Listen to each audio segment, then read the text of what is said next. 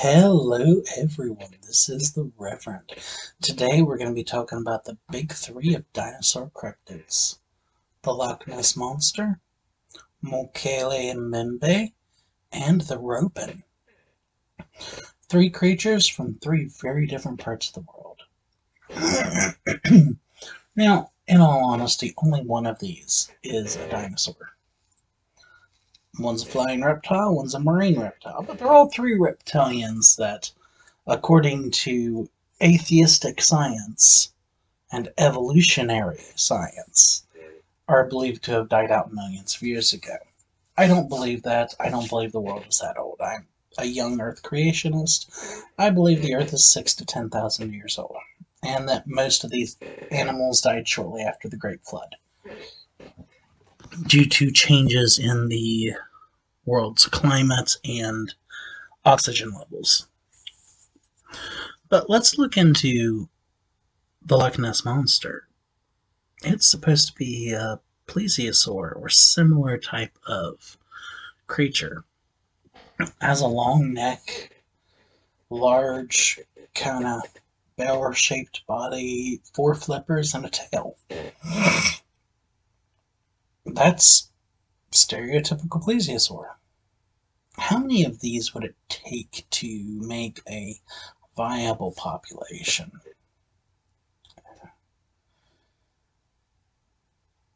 At least 1,000. Now, is this possible? Maybe. There are people who believe that Loch Ness has underground caves that lead to the ocean. If this is true, and the plesiosaurs use these caves as a method of going in and out of the loch into the ocean, then yeah, they're probably not even using the loch long term. They're probably living in the ocean and using the loch as a place to, go lay eggs or raise their young, for a year or so. And then the little ones probably stay there until they grow a little bit bigger and are safe in the ocean. It's a viable kind of thought and path on that could work. And I mean, really, how often do you see a bear? Most people can count on one hand the number of times they've seen a bear, or a bobcat, or a lynx, or a cougar. Animals are good at not being seen if they don't want to be seen. So the Loch Ness Monster could probably hide. Well, let's go to the second one. Let's look at Mokele Mbembe. Mokele Mbembe is a sauropod dinosaur, similar to, say, an Apatosaurus or Diplodocus. It's said to be around the same size as maybe an elephant and a half.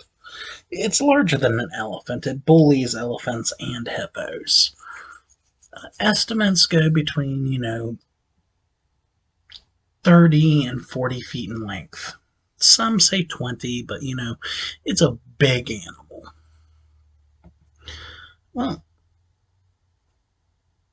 there's plenty of food in the Congo River Basin for a sauropod, especially a small population.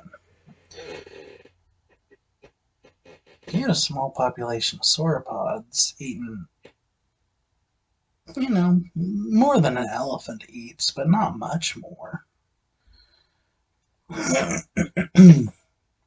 Take what an elephant eats and multiply that by maybe 1.5 to 2 times, and you've got what they would need.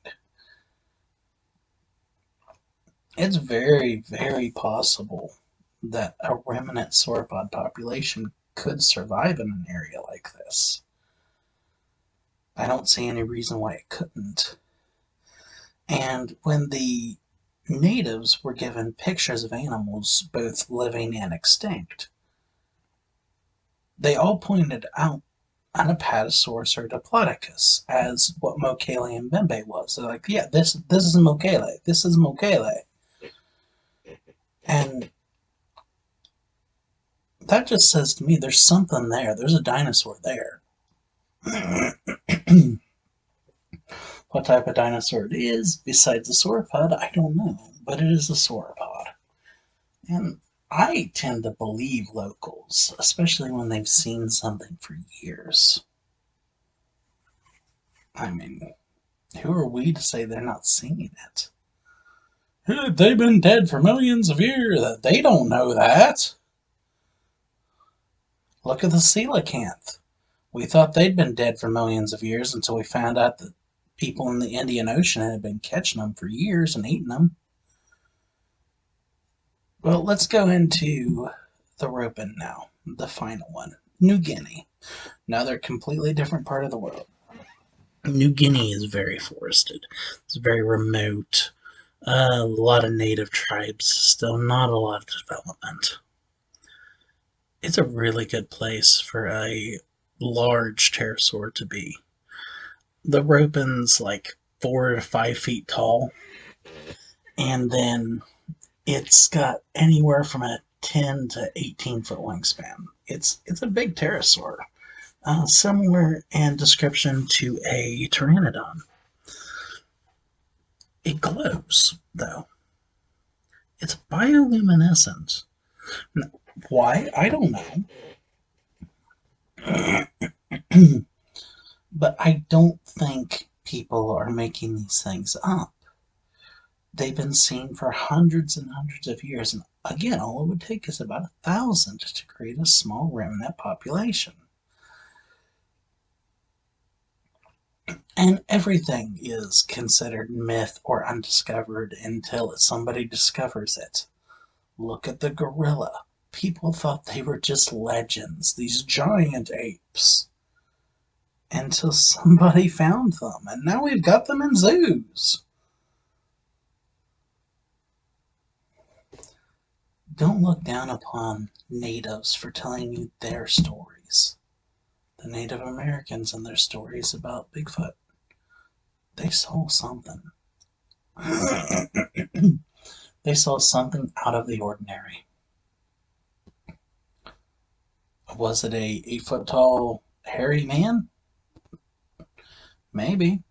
There's descriptions of 9 foot to 10 foot tall hairy men in the Bible. Goliath, very hairy man, 9 foot 10 inches tall.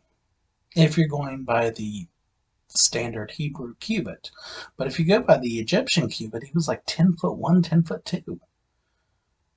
He's Bigfoot sized. Maybe he was a Bigfoot. We don't know.